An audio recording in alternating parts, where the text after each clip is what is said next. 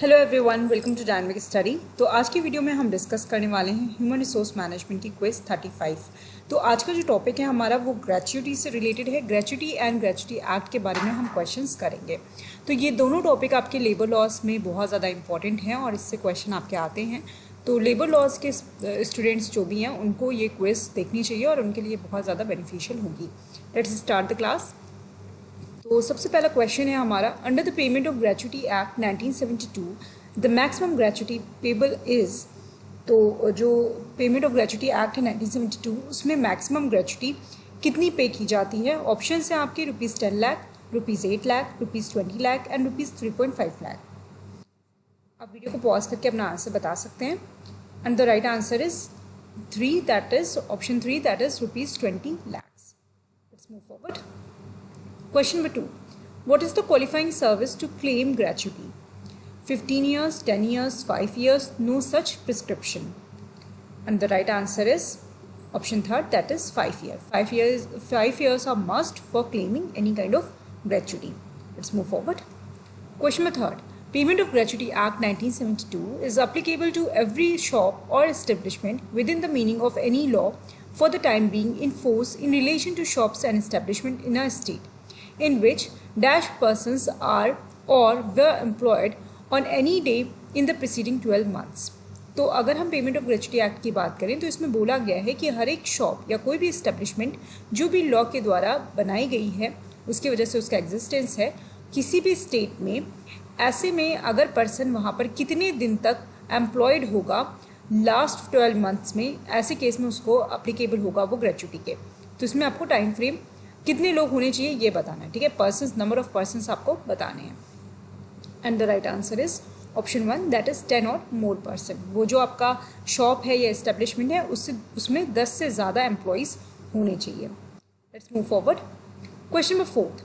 For every completed year of service or part thereof in excess of 6 months, the employer shall pay gratuity to an employee at the rate of dash days wages based on the rate of wages last drawn by the employee concerned।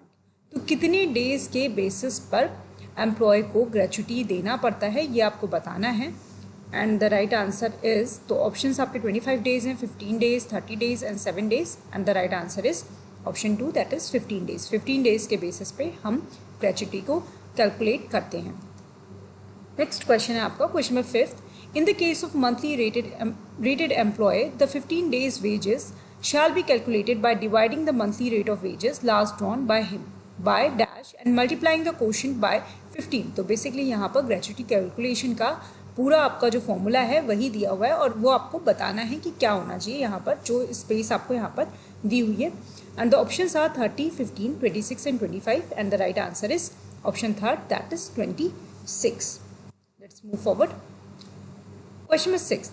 In the case of an employee who is employed in a seasonal establishment and who is not so employed throughout the year, the employer shall pay the gratuity at the rate of dash days wages for each session. And the options are 14 days, 15 days, 10 days and 7 days. And the right answer is option 4, that is 7 days। तो यहाँ पर seasonal establishment की बात की गई है जहाँ पर through out the year employment नहीं होता है, ऐसी कंडीशन में कितने डेज के वेजेस के रेट पर ग्रेच्युटी देनी होती है। तो राइट आंसर आपका है 7 days. Let's move forward. The employer shall arrange to pay the amount of gratuity within dash days from the date is becomes payable. जिस दिन से एक ग्रेच्युटी पेबल हो जाती है उस दिन से कितने दिनों के अंदर उस एम्प्लॉयर को अरेंज करना होता है अमाउंट ऑफ ग्रेच्युटी को। ऑप्शन है आपके 30 days, 15 days, 60 days and 75 days. And the right answer is option 1, that is 30 days. 30 days के अंदर एम्प्लॉयर को अपने एम्प्लॉय को ग्रेच्युटी देना होता है जब से वो अप्लीकेबल होती है। Next question is, appeal on the decision of controlling authority should be preferred within dash days from the date of the order. कितने दिनों में आप कंट्रोलिंग अथॉरिटी को अपील कर सकते हैं किसी भी डिसीजन के लिए। And the right answer is option 2, that is 60 days. तो आपका करेक्ट आंसर है 60 दिनों के अंदर आप अपील कर सकते हैं किसी भी डिसीजंस को कंट्रोलिंग अथॉरिटी में। Next question, question number 9. The formula for calculating gratuity is, gratuity का फॉर्मूला यहाँ पर आपको बताना है। ऑप्शन अच्छे से पढ़ लीजिए, थोड़ा ही डिफरेंस है सब में, तो आपको ध्यान रखना है।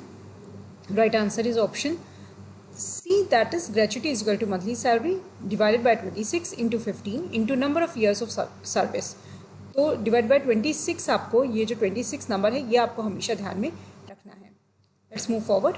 Question number 10, which section deals with the determination of the amount of gratuity? कौन सा section determination of amount of gratuity के साथ डील करता है? Options are section 10, section 8, section 7 and section 9 and the right answer is option third, that is section 7। तो ये आपके आज के क्वेश्चंस थे। आई होप सारे क्वेश्चंस आपको क्लियर होंगे। कोई भी कन्फ्यूजन है तो आप कमेंट करके बता सकते हैं। Thank you so much, keep on watching and keep on learning.